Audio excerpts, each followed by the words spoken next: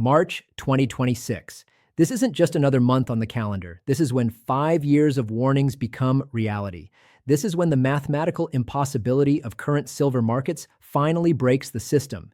This is when silver doesn't just rise to $120, it gaps there overnight, leaving everyone who waited for confirmation paying triple digits for metal they could have bought for $72 today. What most people don't understand is that we're not watching another commodity rally. We're witnessing the final countdown to the first genuine supply apocalypse in modern precious metals history.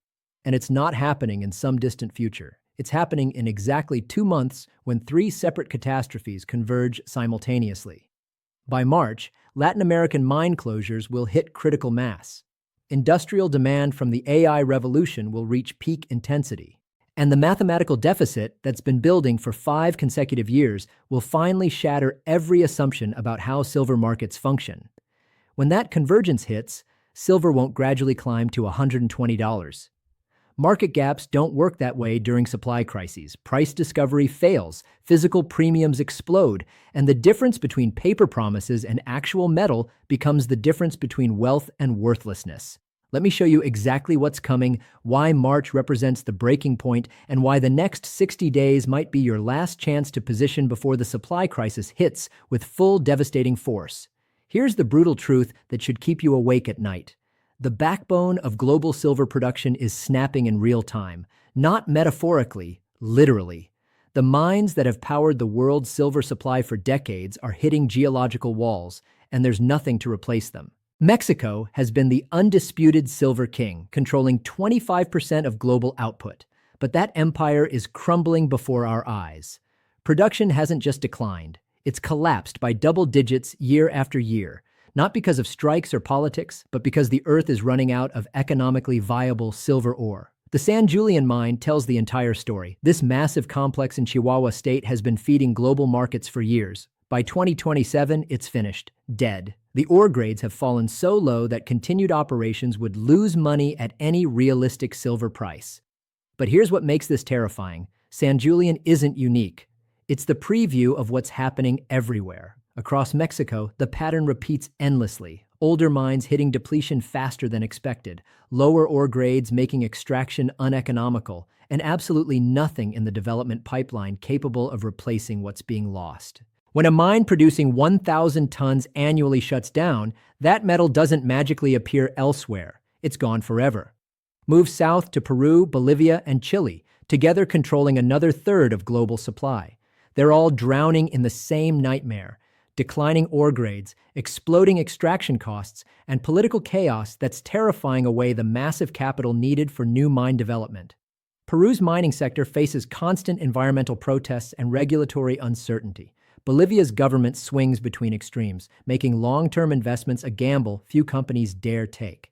Chile's aging copper mines, which produce silver as byproduct, are battling water shortages and crumbling infrastructure. This isn't cyclical. This isn't temporary market weakness. This is geological mathematics meeting economic reality. The easy silver has been mined.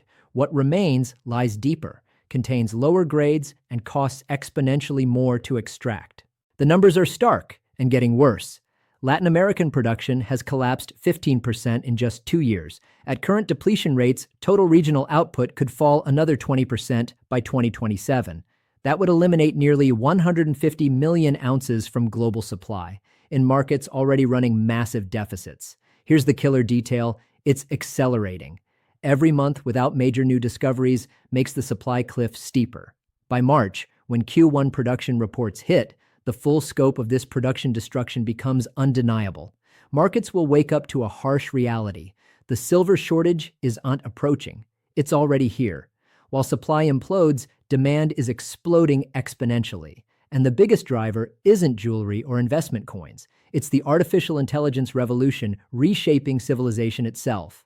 Every AI data center requires massive amounts of silver, not for decoration, for critical electrical infrastructure. Silver's unique conductivity properties make it irreplaceable in circuits powering artificial intelligence. There is no substitute, no alternative material, no technical workaround.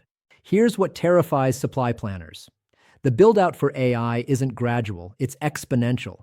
Companies aren't just adding a few servers here and there. They're building entire industrial complexes that consume millions of ounces of silver for their electrical systems. The numbers are staggering, almost beyond comprehension. Oxford Economics projects that U.S. data center construction will surge by 65% by the year 2031. And that's just America. China's spending on AI infrastructure makes the U.S. numbers look conservative. Europe is racing to catch up. Every major economy is building AI capacity as fast as they physically can. And get this, each new data center complex requires about 50,000 ounces of silver for its electrical systems alone. At today's prices, that's $3.6 million. And these aren't just one-time builds. They need constant upgrades, expansions, and component replacements as AI technology advances. But data centers are just the beginning. The adoption of electric vehicles is consuming silver at an unprecedented rate. Every EV uses 3 times the amount of silver as a traditional car. Tesla alone needs millions of ounces every year just for its current production. Now, scale that across every single automaker transitioning to electric, and you're looking at industrial consumption that absolutely dwarfs historical demand. Then, solar panel manufacturing adds another massive source of consumption. Each panel needs 20 to 40 grams of silver paste for its photovoltaic cells. With governments pushing aggressive renewable energy targets, solar installation is accelerating exponentially. The International Energy Agency projects that solar capacity will triple by 2030. That represents hundreds of millions of additional ounces in annual silver consumption. So let's add it all together. AI infrastructure, electric vehicles, renewable energy, 5G networks, medical devices, and consumer electronics. Industrial silver demand is growing by 8 to 12% annually across multiple sectors at the same time. This isn't just a cyclical demand that rises and falls with economic cycles. This is a structural transformation toward technologies that simply cannot function without silver. By March, when companies finalize their industrial orders for the rest of 2026, the scramble for physical supply will begin in earnest. Procurement managers will realize that waiting for lower prices means risking production shutdowns. The industrial bid for silver will become infinite. Now let's talk about the mathematical breaking point. When you combine collapsing supply with exploding demand, you get mathematical equations that end only one way: exponential price explosions. Global silver production is around 835 million ounces annually, and it's declining rapidly. Global consumption, it's 1.2 billion ounces annually, and it's accelerating. That leaves us with an annual deficit of 365 million ounces, and it's widening every single month. For 5 consecutive years, the world has consumed more silver than it has produced. Those deficits have been filled by above-ground stockpiles, inventory that accumulated during previous surplus years. But those stockpiles have now reached critically dangerous lows. The exchange inventories tell a terrifying story. COMEX registered silver, which is the metal available for immediate delivery, has collapsed from 200 million ounces in 2020 to under 50 million today. That's a 75% destruction of deliverable supply in just 6 years. The London Metal Exchange warehouses show identical patterns. Metal is flowing out relentlessly and nothing is flowing in. The Shanghai Futures Exchange inventories are at multi-year lows. Every major exchange is displaying the exact same trend: relentless drainage with zero replenishment. Here is what makes March so critical. That's when the first quarter industrial procurement cycles complete across all major economies. Companies that delayed their silver purchases, hoping for lower prices, will be forced to act by their production schedules. Customer commitments won't wait. Manufacturing deadlines are non-negotiable. At the current inventory levels, there simply isn't enough physical metal available to satisfy the first quarter industrial demand at anything resembling today's prices. When 50 companies simultaneously try to secure 1 million ounces each, and the total available inventory stands at only 45 million ounces, basic supply and demand economics takes brutal control. In these supply shortage situations, prices don't rise gradually. They gap higher violently as buyers bid frantically against each other for scarce physical metal. $72 could become $85 in hours. $85 could become $100 in minutes. $100 could become $120 when the last buyer realizes there's simply no more metal available at lower prices. What makes this crisis exponentially worse is the massive disconnect between the paper silver market and the physical silver reality. Most silver trading happens through futures contracts, ETFs, and derivatives with minimal connection to actual deliverable metal. Traders are buying and selling paper contracts that represent millions of ounces of silver that doesn't even exist in any deliverable form. The COMEX trades contracts for 500 million ounces every week, but its total registered inventory sits at only 50 million ounces. That creates a 10-to-1 paper-to-physical leverage throughout the entire system. This fictional system functions adequately when everyone plays the paper game. Contracts get rolled forward, positions settle in cash, and the illusion continues that unlimited metal remains available for anyone demanding delivery. But when industrial users start demanding physical delivery en masse, the entire system disintegrates instantly. You cannot deliver contracts to manufacturing facilities. You cannot ship promises to solar panel production lines. You cannot install paper silver into data center electrical systems. March represents the violent collision between paper fantasy and physical reality. Industrial buyers don't want futures contracts or ETF shares. They demand metal in warehouses, ready for immediate production use. When they discover insufficient physical metal exists to satisfy their needs, they'll bid prices to whatever levels necessary to secure actual supply. This is when paper markets become completely irrelevant to price discovery. Shanghai physical premiums already trade $5 to $8 above COMEX futures pricing. Those premiums will explode to $20, $30, $50 above paper prices when the physical shortage becomes mathematically undeniable. This isn't the first silver supply crisis, but it's fundamentally different from every previous episode. Earlier silver squeezes were caused by financial speculation that eventually collapsed under its own leverage. The Hunt brothers in 1980 attempted to corner markets through massive futures buying. When their financing collapsed, silver prices imploded. The 2011 rally was driven by investment demand during the European debt crisis. When crisis fears subsided, investment buying evaporated and prices fell. But 2026 represents something entirely different. This shortage isn't driven by speculation or investment flows. It's driven by permanent supply destruction meeting permanent demand growth. You cannot manipulate geological depletion through market intervention. You cannot convince industrial users to abandon silver needs through price suppression. When the Hunt brothers were forced to liquidate, their silver flooded back into markets. When 2011 investors lost interest, ETF holdings got liquidated and recycled. But when Mexican mines reach depletion, that production capacity disappears forever. When AI data centers consume silver in electrical systems, it never returns to tradable markets. This represents permanent supply destruction meeting permanent demand increases. The only resolution pathway requires dramatically higher prices that ration demand and potentially incentivize new supply development over 7 to 10-year timeframes. But new mines require 7 to 10 years for development under ideal conditions. The world doesn't have 7 to 10 years of inventory to bridge that gap. Government responses will accelerate the shortage rather than solve it. The U.S. designation of silver as a critical mineral acknowledges its importance to national security infrastructure. Defense systems, renewable energy buildout, and communications networks all depend fundamentally on silver availability. But government stockpiling adds to demand rather than supply. Strategic reserves require filling. Defense contractors need guaranteed silver supplies for weapons systems. Government demand operates regardless of price because national security trumps cost considerations completely. China has been quietly accumulating silver through state-controlled entities for years. Their Belt and Road infrastructure projects require enormous silver quantities for electrical systems. Domestic manufacturing depends on secure silver supplies. Chinese government buying adds hundreds of millions of ounces to annual global demand. Russia, Iran, and other nations facing Western sanctions view precious metals as vehicles for diversifying away from dollar-dependent financial systems. Central bank precious metals buying has accelerated dramatically since 2022 sanctions demonstrated the weaponization of dollar-based international finance.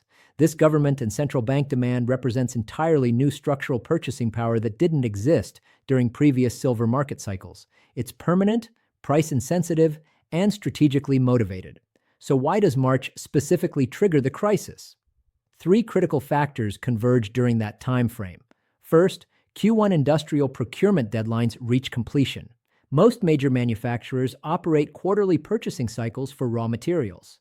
Q1 silver requirements must be secured by March to ensure Q2 production schedules remain viable. Companies cannot delay longer without risking catastrophic supply chain disruptions. Second, mining company quarterly reports will confirm the production collapse that's been accelerating throughout 2025.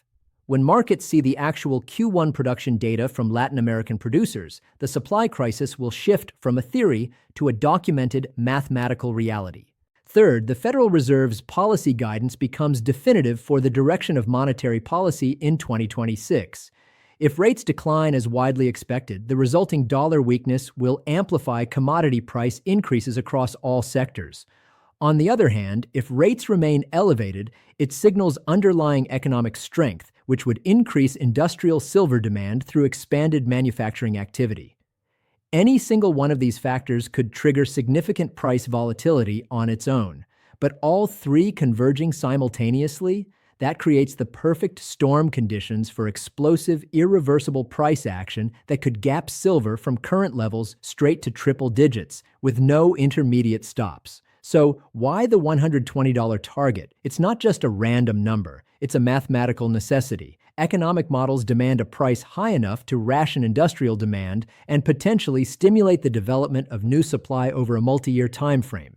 At $120 an ounce, some marginal industrial applications of silver become uneconomical.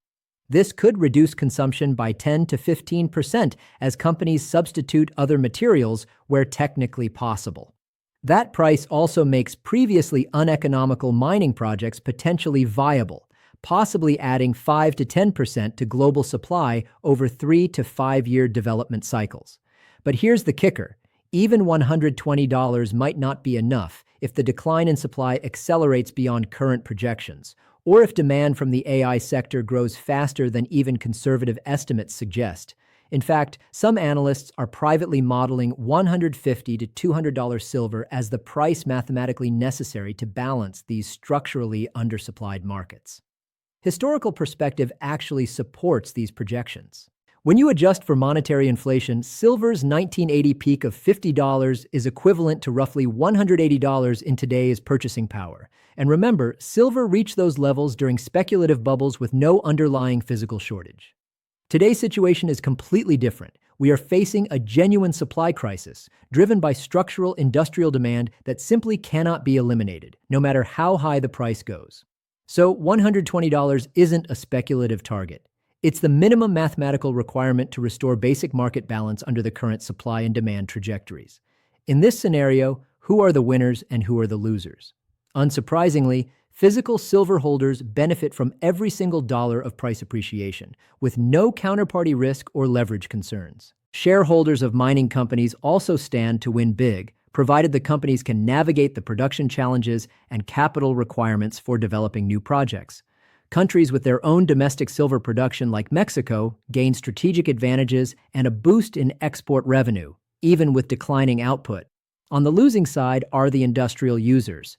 They face a loss of competitive positioning due to higher input costs, which will inevitably get passed on to consumers through increased prices for electronics, vehicles, and renewable energy systems. The entire green energy transition becomes more expensive across all technologies. Developing nations that depend on silver imports will face severe pressure on their balance of payments. Higher commodity costs strain their currencies and can constrain economic growth through imported inflation. But the biggest losers of all will be those who are still waiting for mainstream confirmation.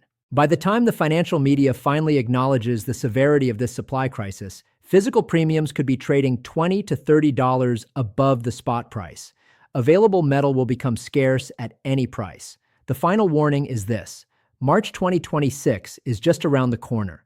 We have a short window to position before this supply crisis hits with its full mathematical force. A short window before industrial panic buying begins systematically. A short window before the deficit breaks every assumption about how the silver market functions. Every single day that passes, another 2 million ounces of silver are consumed permanently by industrial applications. Every week, mining production falls further behind the accelerating demand curves. Every month, the mathematical hole gets deeper and more impossible to fill through normal market mechanisms. Smart money isn't waiting for a $120 confirmation before they accumulate their positions. They are buying now at $72 before the industrial scramble begins in earnest. They understand that supply shortages don't announce themselves politely with gradual price increases. They arrive suddenly, violently, and leave unprepared participants wondering what just happened to their purchasing power. You have a limited time to decide whether you trust mathematical reality or hope for some miraculous new supply discovery. A limited time to get positioned before the crowds figure out what's inevitable. A limited time before the March 2026 supply crisis permanently reshapes the silver market. The countdown is accelerating daily. The question isn't whether silver will reach $120. The question is whether you'll be positioned when mathematical necessity meets market reality. Please remember, this analysis is for educational purposes only. Investing in commodities carries substantial risks, and past performance does not guarantee future results. Always consider all factors and consult with qualified professionals before making any investment decisions. Thanks for watching, and don't forget to subscribe for more insights.